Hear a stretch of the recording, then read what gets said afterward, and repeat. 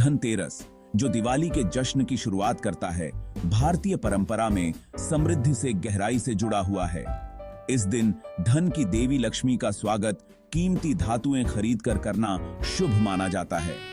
सोना, जो भाग्य और प्रचुरता का प्रतीक है, सबसे महत्वपूर्ण होता है। इस साल सोने का क्रेज नई ऊंचाइयों पर पहुंच गया, क्योंकि दाम रिकॉर्ड 81,400 रुपए तक पहुंच गए।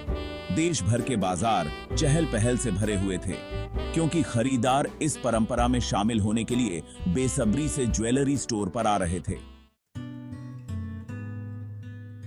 सोने की कीमतों में तेजी जहां निवेशकों और विक्रेताओं के लिए खुशी की बात है, वहीं ग्राहकों के लिए मिली जुली प्रतिक्रिया लेकर आई है।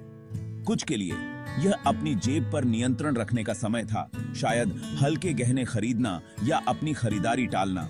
फिर भी परंपरा का आकर्षण और सोने के स्थायी मूल्य में विश्वास ने कीमतों की चिंताओं को पीछे छोड़ दिया।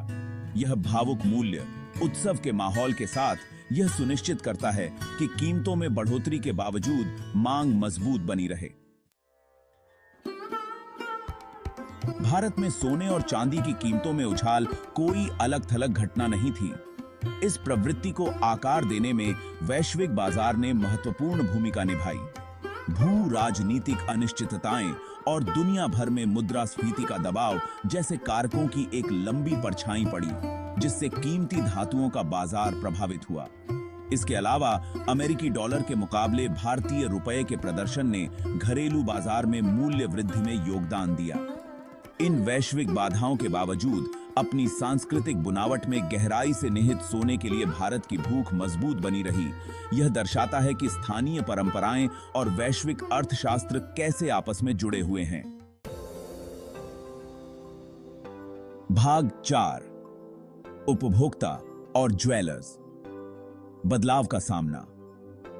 सोने और चांदी की कीमतों के बदलते परिदृश्य ने उपभोक्ताओं और ज्वेलर्स दोनों के लिए चुनौतियां और अवसर दोनों ही प्रस्तुत किए। महंगाई का एहसास होने पर उपभोक्ता अधिक समझदार हो गए। उन्होंने बजट के साथ परंपरा को संतुलित करने के लिए नए डिजाइन और हल्के गहनों का चयन किया। उपभोक्ता व्यवहार में इस बदलाव ने ज्वेलर्स को अपनी रचनात्मकता और कारीगरी को प्रदर्शित करने के लिए प्रेरित किया। शोरूम नए नए डिजाइनों से जगमगा उठे, जो खरीदारों को जटिल पैटर्न और नाजुक कलाकारी से लुभा रहे थे।